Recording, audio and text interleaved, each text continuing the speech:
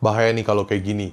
Buat teman-teman semua di tahun 2025, khususnya buat teman-teman semua yang jualan di online atau bisnis online, tahun 2025 ini akan menjadi tahun yang cukup kompetitif buat kita semua. Market makin besar, fitur makin banyak, makin ribet, tapi untuk mendapatkan omset dan orderan yang lebih besar tentu saja terbuka lebar. Cuman yang jadi pertanyaan, gimana caranya kalian bisa ke arah sana? Oke, di video ini gue akan bahas 3 hal yang cukup bahaya buat teman-teman semua seller semua yang di sini. Buat penonton Rio Gandhi tentunya, kalian ini harus ngecek hal ini, kalau nggak ini bisa berbahaya buat toko kalian di tahun 2025 ini. Kalau misalnya kalian tidak mau coba hal ini, atau mungkin kalian tidak concern hal ini, gue akan bahas 3 hal berbahaya kalau misalnya kalian nggak mau coba hal ini. So, gue mau teman-teman untuk tinggalkan like dulu, komen dulu, dan subscribe dulu, dan jangan lupa untuk nyalakan notifikasi karena ini akan jadi pembahasan yang cukup penting, dan jangan lupa untuk save video ini supaya jadi reminder kalian dan kalian bisa nonton berulang-ulang tentunya. Yang pertama, effectively in product titles. Produk discover alias produk kalian lebih mudah ditemukan ya udah pasti dari judul produk. Untuk judul produk sendiri sebenarnya cukup variatif, dari 0 sampai 255 huruf. Dan seller cukup variatif memaksimalkan judul. Kalau misalnya kita ngomongin soal judul produk, itu kan beraneka ragam banget dan setiap seller punya caranya masing-masing ketika dia mau memasukkan judul produk. Tapi tujuan kita cuma satu, discover produk. Gimana caranya supaya produk kita lebih mudah ditemukan dan exposure-nya juga lebih tebal. Jadi gue punya 2 studi kasus yang akan gue bahas di video ini. Kita ambil contoh, di sini ada kaos polos dan di sini ada 2 judul yang berbeda. Yang satu mendapatkan 4.200 penilaian dengan 10.000 plus penjualan, dan satu lagi itu 4.100 penilaian dengan 10.000 plus yang terjual. Nah, 2 produk ini sama-sama menjual kaos, tapi yang pertama agak panjang judulnya, dan yang kedua judulnya cukup pendek dan bahkan tidak ada nama kaos. Jadi lebih bagus yang mana? Oke, sabar.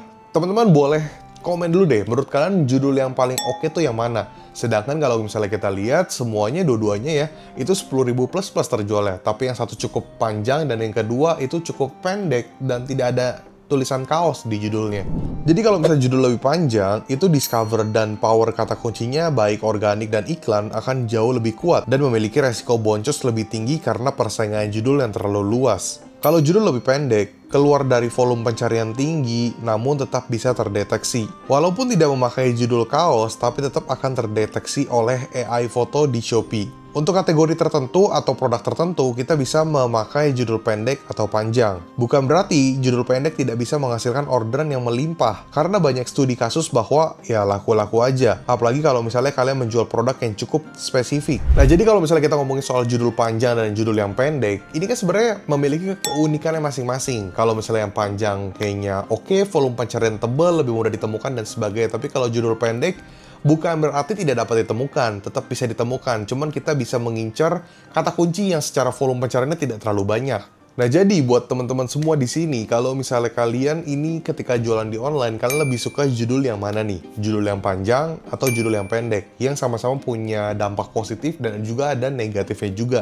Nah, kita bahas yang produk cukup spesifik. Yang pertama kita bahas adalah Anchor Butter. Misal kalian menjual produk dengan merek atau kode, tentu aja judul yang tidak terlalu panjang tetap akan berpengaruh, karena di sini ada kekuatan branding dari produk tersebut. Nah, paling kalian bisa tambahkan menjadi judul yang seperti ini. Anchor mini dish 7 gram, unsalted atau salted butter, mentega hotel, kue, atau goreng. Dan ini dapat objective goals yang cukup variatif. Untuk Anchor mini dish ini adalah nama brand dan kita mengambil traffic dari nama brand tersebut. Untuk 7 gram, spesifik gram untuk mendapatkan market yang mencari berat dari produk. Untuk unsalted atau salted butter, variasi dari produk plus mendapatkan double market. Lalu yang terakhir, mentega hotel, kue, atau goreng, penambahan keywords untuk mendapatkan market lain. Nah, jadi dari judul yang tidak terlalu panjang, masih pas, tidak terlalu pendek juga, kita bisa mendapatkan objective goals yang berbeda-beda. Kalau misalnya kalian menjual produk yang memang ada brandnya.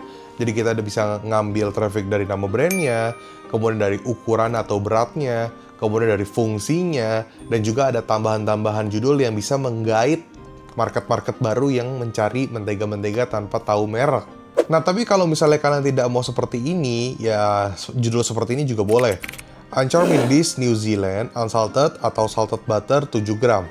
begini saja pun boleh. Jadi kalian testing aja, lebih suka judul yang pertama atau judul yang kedua. Nah, jadi hal pertama yang cukup bahaya adalah ketika kalian itu nge-spamming judul terlalu spam, tapi kayaknya nggak gitu berguna, malah terlalu nyepam, jadinya malah nggak gitu dinaikkan sama marketplace.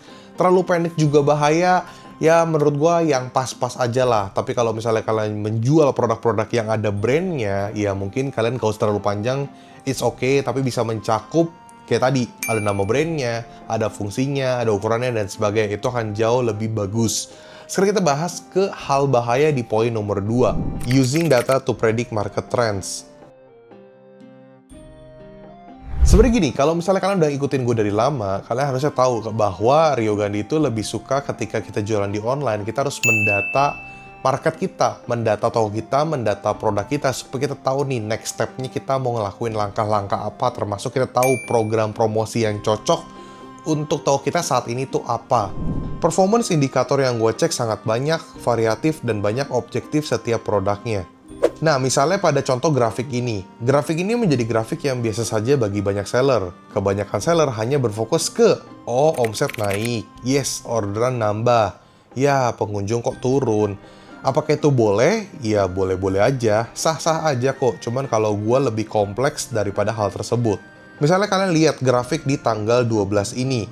Penurunan order disebabkan karena ada beberapa produk yang diubah judul dan ada produk yang mulai dinonaktifkan iklannya. Dikarenakan saat ini objektif lebih ke produk potensial. Untuk tanggal 14, alokasi budget dari produk yang sedang dinonaktifkan ke produk potensial, sekaligus ada sedikit campaign baru, lebih ke voucher agar bisa meningkatkan secara grafik dari traffic dan juga order. Kemudian untuk prediksi gue, estimasi mulai tanggal 18 atau 19 akan ada campaign baru untuk produk pilihan agar bisa bertumbuh untuk payday, kemungkinan konsisten grafik orange akan meningkat alias orderan akan lebih naik dan stabil. Nah, di sini kalian bisa lihat ada forecast yang bisa gue baca dan udah gue prediksi. Terkadang ada penurunan di luar dari hal-hal yang kita tidak inginkan, itu kan juga bisa terjadi. Tapi at least kita bisa baca forecast-nya dan kita tahu nih langkah-langkah kita untuk tahu kita pribadi itu kita mau lakuin apa. Jadi lebih maksimal aja sih kalau menurut gua. Tapi apakah 100% valid? Ya tentu saja tidak ya, karena ada faktor eksternal maupun internal. Bisa jadi salah karena kondisi market berubah, promo marketplace berkurang, toko terkena pelanggaran, ada campaign yang kemis, atau ada kompetitor yang banting harga atau niru produk. Sesimpel membaca hal tersebut, kalian bisa menentukan step selanjutnya kalian harus apakan toko kalian atau produk kalian. Paling gampangnya, coba kalian perhatikan produk bestseller kalian. Atau buat produk bestseller kalian konsisten mendapatkan traffic dan orderan yang mirip-mirip, supaya kalian tahu nih, melangkahnya harus kemana. Kalau misalnya kalian masih bingung untuk ngebaca grafik, at least kalian bisa tahu nih produk bestseller kalian di toko kalian tuh apa, supaya kalian nggak kebingungan banget. Jadi menurut gua cukup penting ya ketika kita membaca grafik. Tapi ya nggak salah juga kalau misalnya ada seller yang nggak mau baca grafik, kamu baca performance indikator itu terserah juga. Karena ada juga kok yang omsetnya tetap gede walaupun ya mereka nggak perhatiin hal kayak gituan. Karena biasanya kalian boleh pilih nih, kalian mau fokus ke produk atau fokusnya ke performance indikator.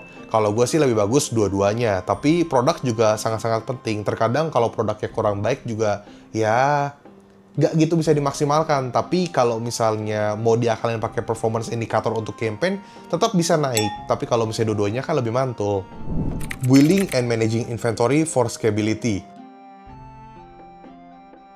Mau baca forecast atau grafik itu bisa gagal kalau misalnya kalian nggak maintain stok kalian, termasuk nggak melihat produk bestseller kalian. Ada kalimat mengatakan, best practices for managing inventory efficiently, forecasting demand, and avoiding stock out to ensure smooth sales without losing potential customer. Dan kalau kalian mau create campaign seperti ini, di mana gue ngebuat end year and new year sale, gue itu udah setup semuanya dari bulan sebelumnya. Baik dari program campaign yang mau dijalankan sampai list produknya. Nah, program ini jadi kurang maksimal kalau kita nggak tahu produk mana aja yang mau dimasukin campaign, apalagi kalau stoknya itu terbatas. Jangan sampai nanti ketika program sudah berjalan, terus produk udah mulai laku, malah produknya habis, kan sayang.